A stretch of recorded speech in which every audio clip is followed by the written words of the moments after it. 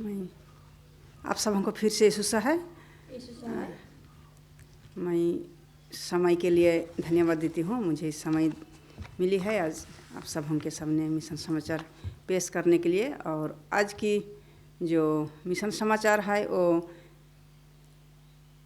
जीवन बदलने वाली कक्षाएं, और ये पहला भाग है। हम लोग दूसरी भाग हम अगले सप्ताह हम सुनेंगे, और आज हम ये पहले भाग को देखेंगे। और इस बार का जो मिशन समाचार है पूर्व मध्य अफ्रीका डिवीज़न से, और ये तंजानिया से आता है।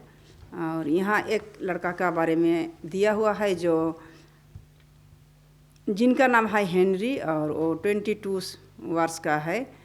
और वो पढ़ाई के लिए वो एडवेंटिस्ट नहीं था।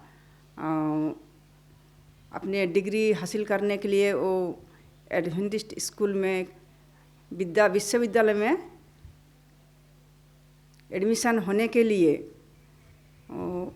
होता है, और वहाँ उनका जीवन बदलता है। और इसी के बारे में यहाँ पर लिखा हुआ है, हम लोग देखेंगे। Henry seventh day Adventist church से संबंधित नहीं था, लेकिन एडवेंटिस्ट उन्हें तंजानिया में चर्च द्वारा संचालित अरुसा विश्वविद्यालय में अकाउंटेंट की पढ़ाई करने के लिए प्रोत्साहित करते रहे। हालांकि हेनरी ने पाया कि वह एडवेंटिस्ट विश्वविद्यालय में दाखिला नहीं ले सकता क्योंकि उसके पास पर्याप्त पैसे नहीं थे। बड़ी निराशा के साथ उसने अपने भविष्य के बारे में सोचा।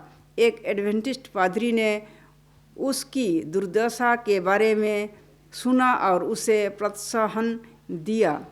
अरुसा विश्वविद्यालय जाने के बारे में उम्मीद ना छोड़े, उसने कहा।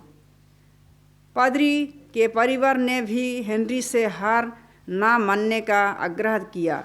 हेनरी ने अपनी शिक्षा के लिए सरकारी वित्तीय सहायता के लिए आवेदन किया और प्रतीक्षा की। कई महीने की दर्दनाक खामोशी बीत गई। फिर अरुसा विश्वविद्यालय ने उससे बड़े ही रोमांचक खबरों के साथ संपर्क किया। विश्वविद्यालय के एक पादरी ने कहा, सरकार ने वित्तीय सहायता के लिए आपके आवेदन को पूरी तरह से मंजूरी दे दी है।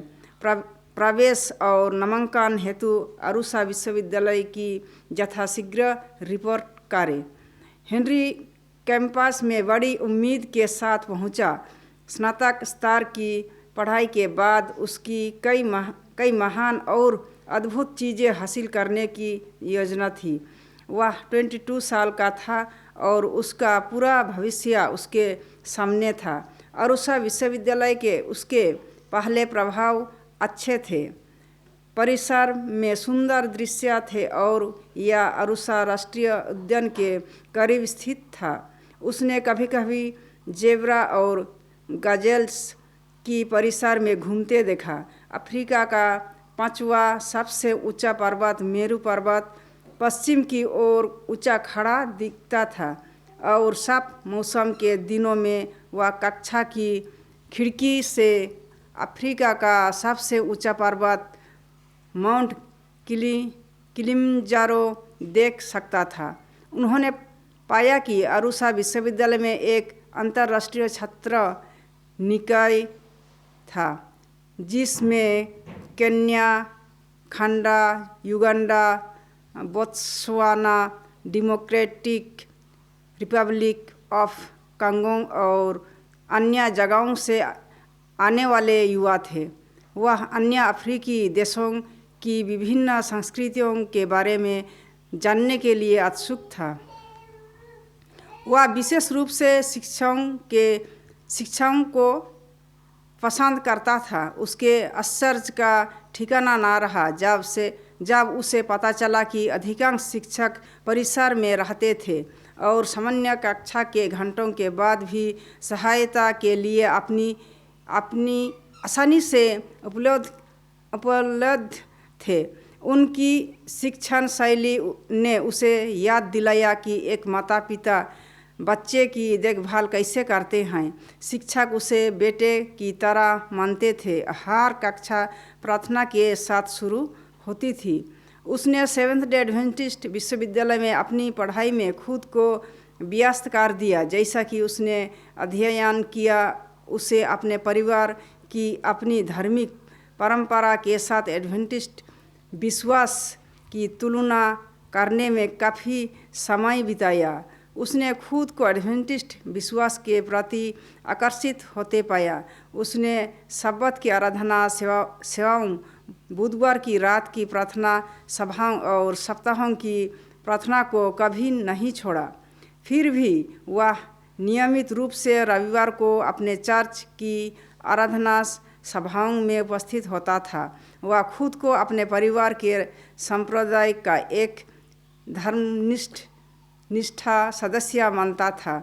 उसने अरुसा विश्वविद्यालय के छात्रों के एक क्लब के कोषाध्यक्ष के रूप में भी काम किया, जो उसके चर्च के संप्रदाय से संबंधित थे। हेनरी के लिए एडवेंटिस्ट विश्वास के आकर्षण में से एक विश्वविद्यालय कैफेटेरिया में परोसा जाने वाला भोजन था। रसोइये शक्ति से शाकाहारी भोजन तैयार करते थे। विश्वविद्यालय पहुंचने से पहले हेनरी ने पढ़ा था कि आदर्श मानव आहार में बीज, फल और सब्जियां शामिल हैं और मांस नहीं।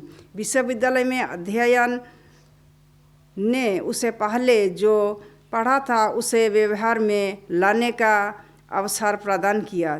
3 महीने के सख्त शाकाहारी भोजन के बाद उसने अपने स्वास्थ्य में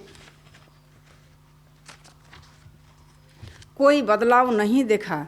फिर एक दिन उसे दोस्तों ने कैंपस के बाहर मटन लंच पर बुलाया। उस रात हेनरी ध्यान केंद्रित नहीं कर सका। वह अध्ययन करने के लिए संघर्ष कर रहा था। उसे लगा कि उसकी प्रार्थना कमज़ोर है और वह चैन से नहीं सोया। यही वह क्षण था जब उसने फैसला किया कि शाकाहारी भोजन उसके लिए सबसे अच्छा है। हेनरी इस बात से चकित था कि किस प्रकार एडवेंटिस्ट लोग प्रभु भोज मानते हैं। उसने कभी लोगों को पैर धोने के लिए 2-2 की जोड़ी बनाते नहीं देखा था। पाँव धोने, रोटी खाने और अंगूर का रस पीने से उन्हें सच्ची क्षमा और पूर्ण विनम्रता के अर्थ की एक नई समझ मिली। सब्बत के दोपहर अतिरिक्त रूप से विशेष थे। शिक्षक और अन्य छात्र अक्सर उसे दोपहर के भोजन के लिए आमंत्रित करते थे। उसे आश्चर्य हुआ कि उसे निमंत्रण देने से पहले किसी ने कभी नहीं पूछा कि क्या वह एडवेंटिस्ट है। सब्बत के दोपहर के भोजन के बाद उसने विश्वविद्यालय चौपल में दोपहर के कार्यक्रमों में भाग लेता या प्रकृति की सैर के लिए बाहर जाता था। कभी वह सूर्यास्त तक दोस्तों के साथ ही गीत गाता था। जैसे जैसे महीने बीतते गए उसने मसीह के साथ जीवन के एक नए तरीके में अंतर्दृष्टि प्राप्त की, जो उसके जीवन को बदल रहा था। इस त्रिमाही के 13वें सब्बत का दान का हिस्सा अरुसा विश्वविद्यालय को एक बहुत ज़रूरी बहुउद्देश्य हॉल के निर्माण के साथ विस्तारित करने में मदद करेगा।